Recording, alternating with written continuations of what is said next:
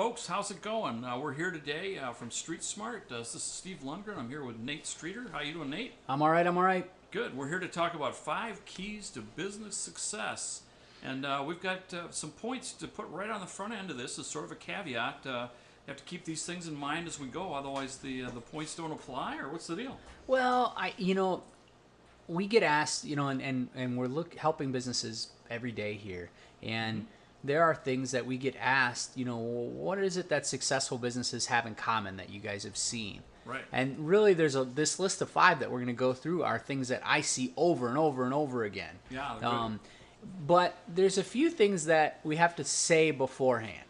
Okay. Like principles. So mostly this is going to be practical today. Yeah. We're going to talk about, different things like marketing and finances and things like that. But there's sort of assumptions that I've seen too among successful business owners, kind of more philosophically. Yeah. You see what I'm saying? So, and you guys have all heard us say these before, but successful business owners, they're proactive, not reactive. Or they're working to become more proactive instead of reactive. Yeah, it's a process. So they also recognize the fact that they have to work on their business, not in their business. And they're usually in some process of working towards that, or have already gotten there. Right. And then a lot of you are like, well, what is business success? Well, the truth is, these 5 things we're going to talk about today, I don't care how you define business success. I think these 5 things will help you get there. Yeah, cool. So whether it's vacation, whether it's more time with your family, whether it's just way more money, whether it's being in control, whether it's being able to sleep at night, I don't fill in the blank. So whatever the end goal is, these 5 things will work as long as we've got the other 2 sort of in mind here. And I think that's ironic because I work with some entrepreneurs, they could care less about money. They have as much money as they need. Quite frankly, they're not coming to me to help them make more money. That's not what drives them. Right.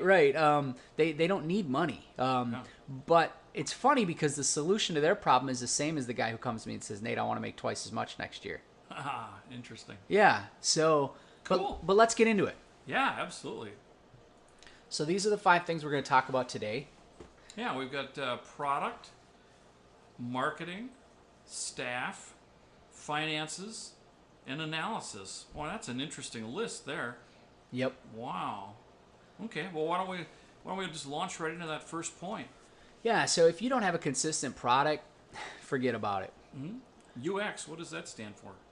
A user experience. So User experience, yeah, okay. whatever, at different businesses, your product might be defined differently, or how you kind of package it might be differently. But you need to have something that's consistent. Otherwise, your business is not going to succeed. So both the product itself and the experience that the customer has. Yeah, and those are all one and the same for most businesses. However it is that the customer experiences you. Yeah. Whether that's something you ship to them or whether it's you coming to them and mowing their lawn or whatever it looks like. Right. And it also goes across from the billing to the, all aspects of the experience that you provide for them is your product and is you. And Right. it needs to be consistent. Yep. I know we just went through E-Myth not that many weeks ago, and this is something that, he talks a lot about. Right. And he's absolutely right. I and of course they've mentored thousands of businesses, at the E-Myth. I can't remember what they call it, but that's obviously something they see over and over again.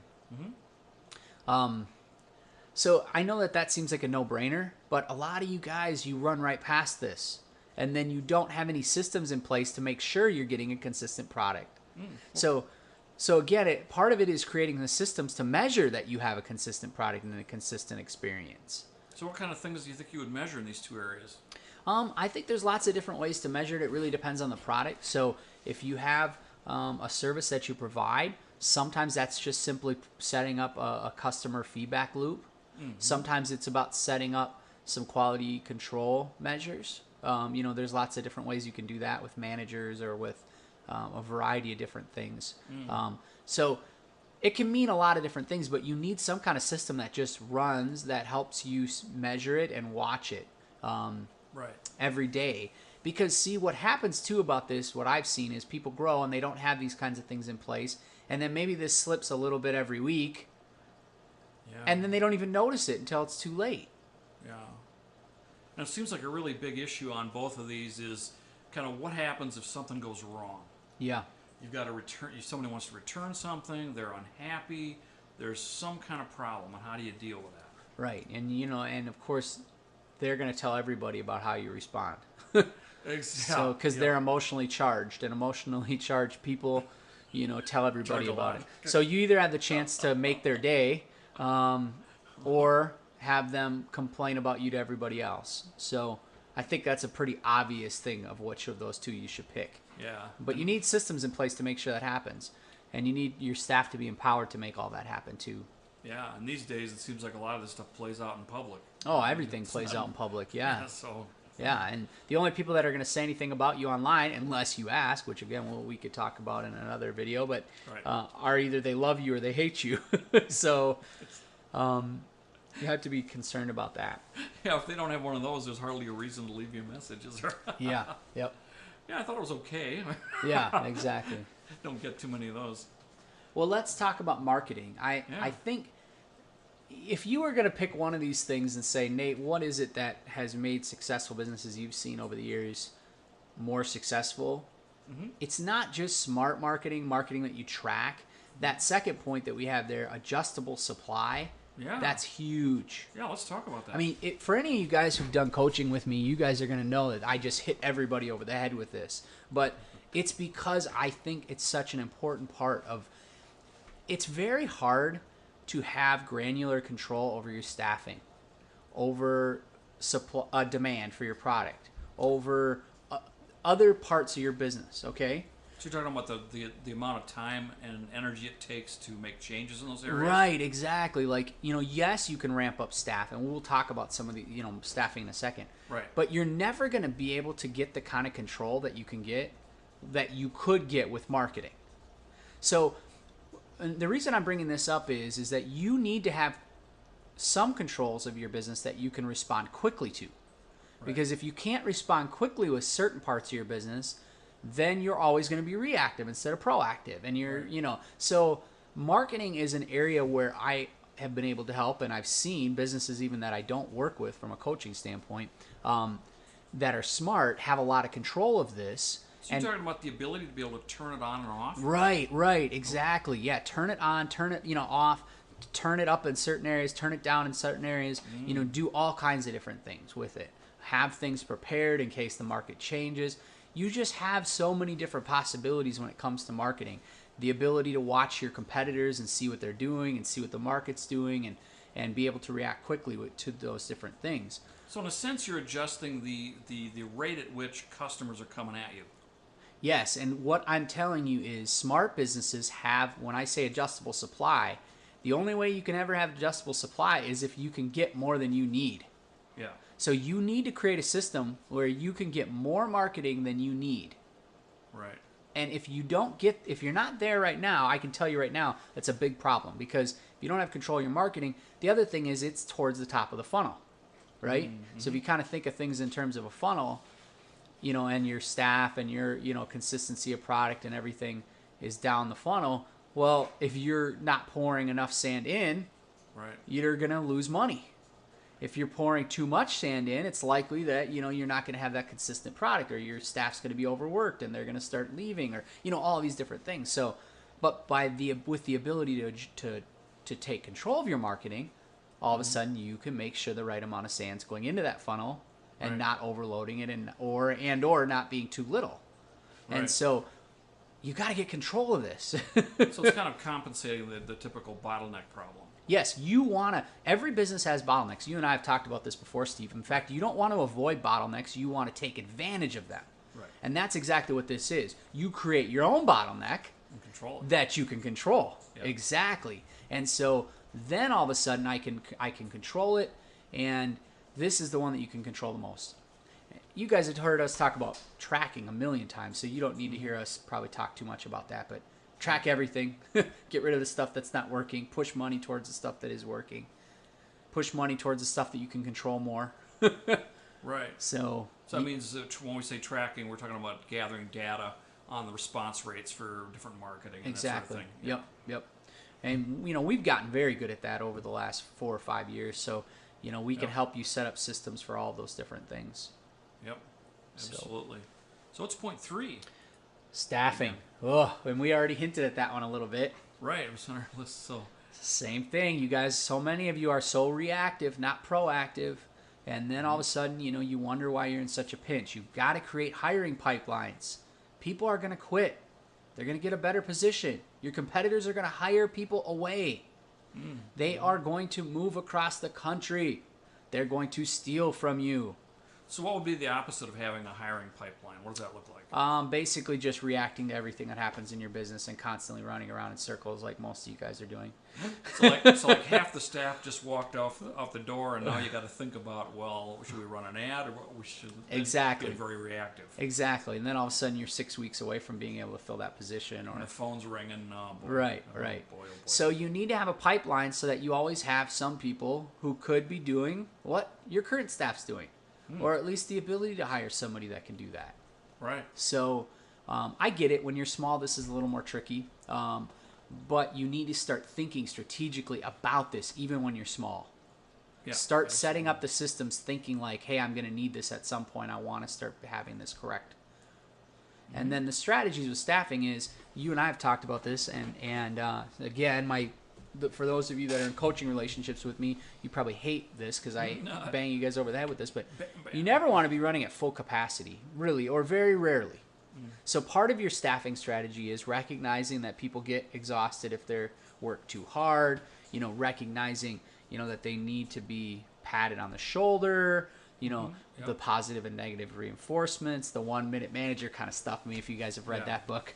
And then having, again, things to track that. So how do you know how your employees are doing? What's their morale? Right. There's just lots of different ways you can track that, how many hours they're working. You can send surveys. There's lots of different...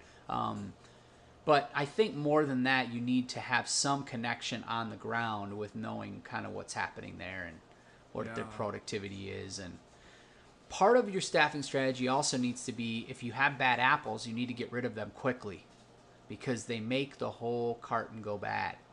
Yeah. So that's part of it too. Is when you start talking about tracking mechanisms with your staff, part of your goal is to always be getting rid of the ones that aren't pulling their weight, because it brings everybody else down. Right. Somebody's having to compensate for what they're not doing. Well, and they just say, well, look at Rick. He's not doing, like even if they're doing that subconsciously, they just don't push as hard when they see someone else that's not pushing as hard. Right. So it's just human nature. Right. And it creates bitterness, and it creates, excuse me, all kinds of different things. So, right. But you have to have ways to track that, ways to be strategic about it. Yeah, and those kind of staffing problems, it's amazing how that just, it affects the whole complexion of the company.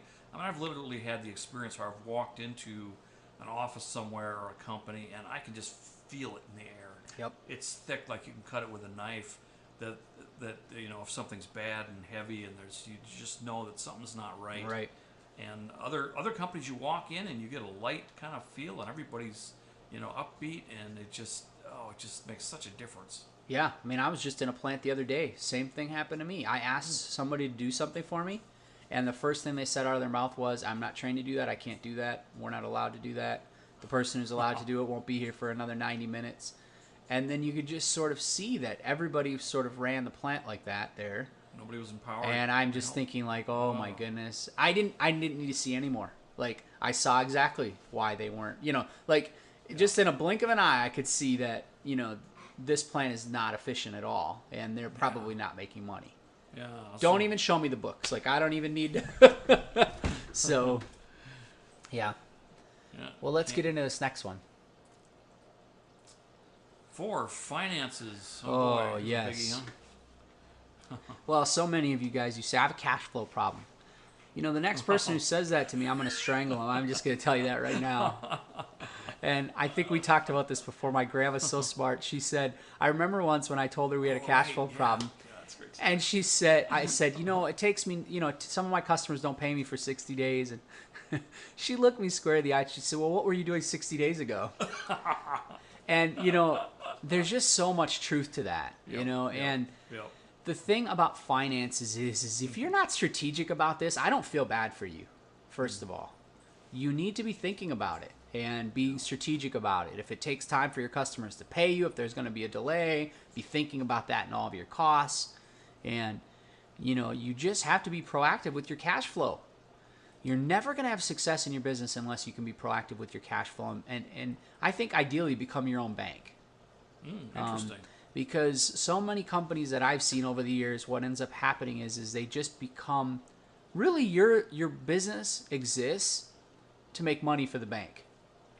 I know it sounds bad, but on paper, if you really looked at it, you'd notice that. Right. And the way you get out of that cycle is becoming your own bank. So how does that work? What does it be your own bank? What does that mean?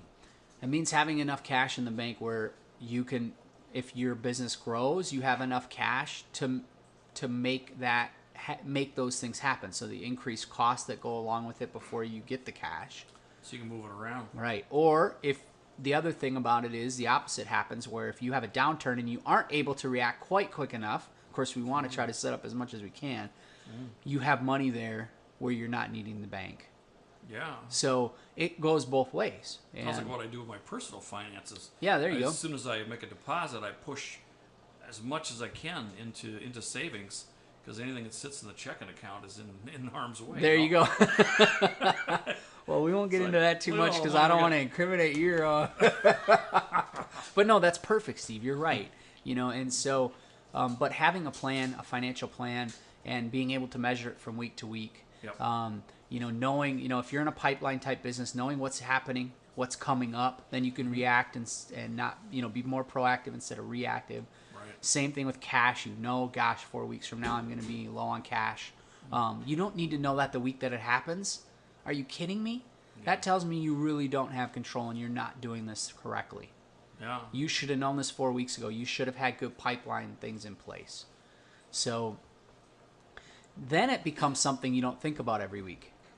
The most successful entrepreneurs that I've seen and that I work with, they're not worried about this every week because they've got the right things in place. Yeah. So they need to have some sort of a view that's sort of a calendar-based or season-based or project-based or all some those way things, to look yeah. at this, I suppose, to say that, it depends on the kind of company, and you're right. That's what's hard about this is practically it could mean a lot of different things depending on the business you're in. If you're seasonal, Right. that partly means you need to stack cash for the next season.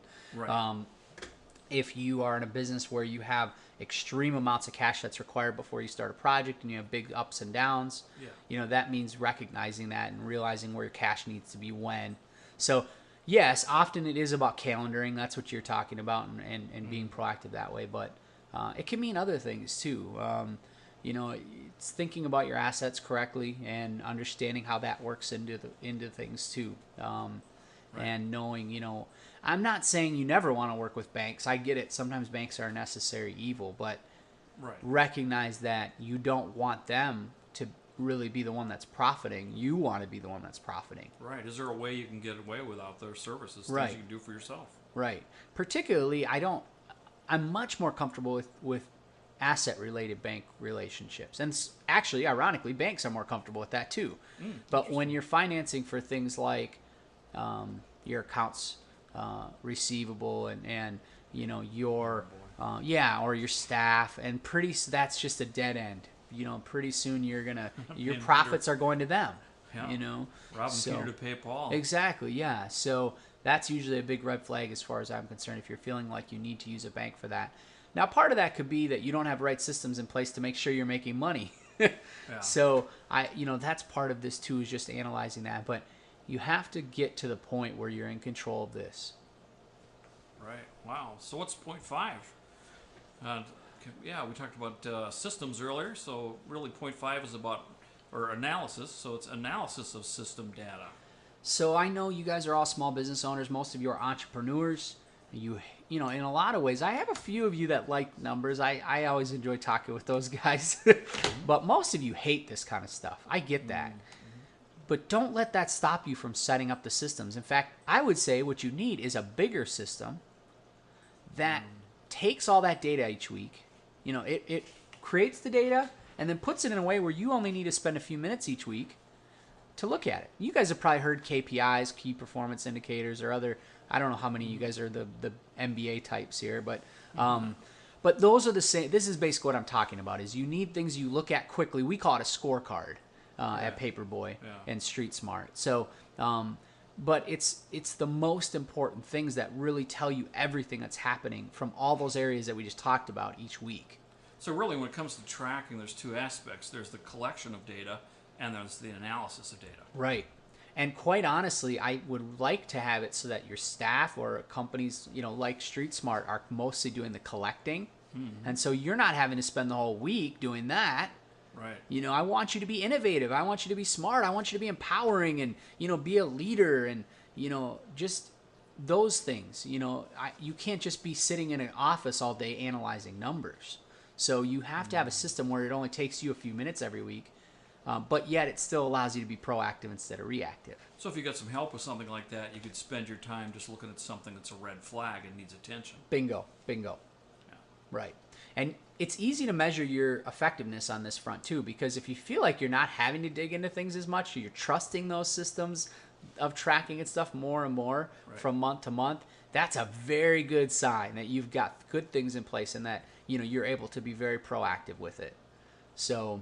Yeah, cool. But man, if you do these 5 things, I can guarantee I've never seen a business that wasn't good at these 5 things that wasn't successful. Right, no matter how you define it. No matter how you define success. Exactly. Okay. So. Well, let's wrap this up. This has been good. Yeah. Well, so I didn't mean to cut you off there if you had a final thought. No, I'm just too much coffee today. I got a jitter. Yeah, I got the jitters. My mouse is like, whoa. So, sorry. Okay, well, what's next? How can you help us? You can leave a Google review or a comment below. You could share this video with someone. If you were listening to this and it reminded you of somebody that you think might be able to use this information, feel free to share it with them. That would be great. Another thing you could do to help us would be to suggest a video topic. Contact us to let us know what you'd like us to talk about. So we're not just talking about what we didn't want to talk about. Right. We wanted something that's of interest to you. Yep. And maybe I'll let you take point 2 here.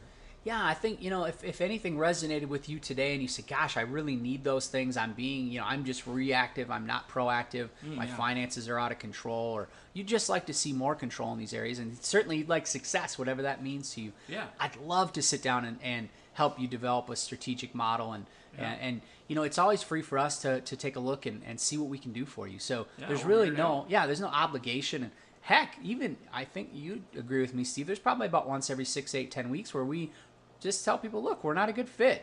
This isn't the right kind of... So we're not scared to say that either. Give you a little free advice, some direction, and Exactly. So we'd love to help in whatever way you can. Just contact us. You can connect with us a million different ways. Right. We're on LinkedIn and Twitter and Facebook, and you can email me at nate@streetsmartagency.com, or you can certainly call us at the office here, 763-280-3604. Right.